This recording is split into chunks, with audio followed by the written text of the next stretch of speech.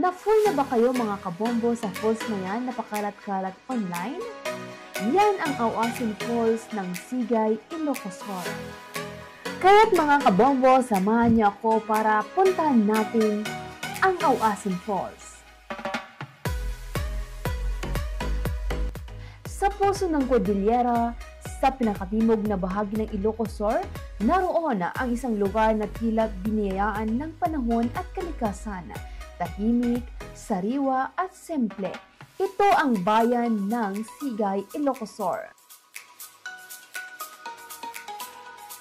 Ang paglalakbay papuntang Sigay ay hindi madali, ngunit bawat kilometro ay tanawin na parang larawan. Mula Baguio City, 3 hanggang 4 na oras ang biyahe, paikot sa mga bundok at bangin, ngunit sulit sa bawat liko. Pagdating sa bayan, nagsimula ang maikling paglalakad, 30 minuto hanggang 1 oras ang trika. Habang tinatahak ang daan, bawat takbang ay parang paanyaya ng kalikasan. Mga punong nagbibigay lilim, mga sapa na nagmumurmurong malamig. Sa bawat kislap ng araw na dumadaan sa dahon, sa bawat huni ng ibon na humahalo sa hangin, mararamdaman mo ang presensya ng buhay. Ang daan papuntang Auasin Falls ay hindi lang lakaran, ito ay paglalakbay pabalik sa katahimikan. At sa dulo ng lahat ng ito, bumabungad ang isang tanawin na magpapatigil sa iyong paghinga. Ang Auasin Falls. Tubig na bumabagsak mula sa matataas na bato, dumadaloy patungo sa malinaw na batis sa ibaba, malamig, dalisay at nakabibighani.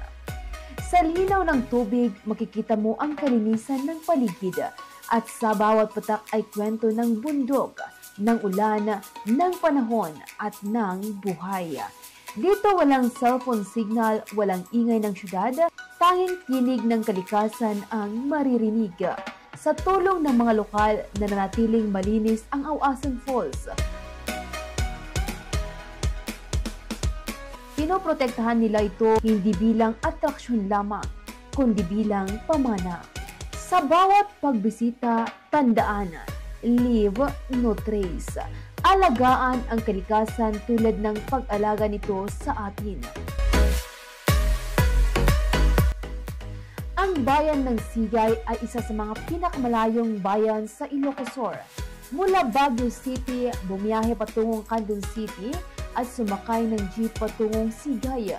O di kaya pwede kang bumaba sa Bitalag, Taguig, Ilocos at pwede ka nang sumakay ng tricycle patungong Soyo, Ilocos. Hanggang sa marating mo doon, ang Soyo Public Market. Pwede ka nang magtanong kung saan ang daan papuntang Auasin Falls. Makipag-ugnayan lamang sa Sigay Tourism Office para sa lokal na gabay. Walang entrance fee, ngunit maaari kang magbigay ng donasyon para sa pangangalaga ng lugar. Habang lumulubog ang araw sa likod ng mga bundok ng Sigay, kumikislap ang tubig ng Auasin Falls sa ginintuang liwanag. Isa itong paalala na ang ganda ng mundo ay narito lamang. Naghihintay madiskubre, mapangalagaan at mahalin. Ang Auasin Falls ay hindi lamang tanawin. Ito ay karanasang bumabalik sa ugat ng ating pagkatao. Auasin Falls, Sigay, Ilocos, ang tagong paraiso ng Hilaga.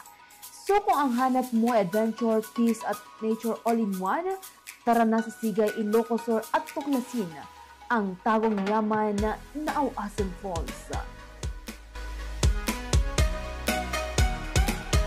At yan ang ating travel segment ng Good Morning Philippines.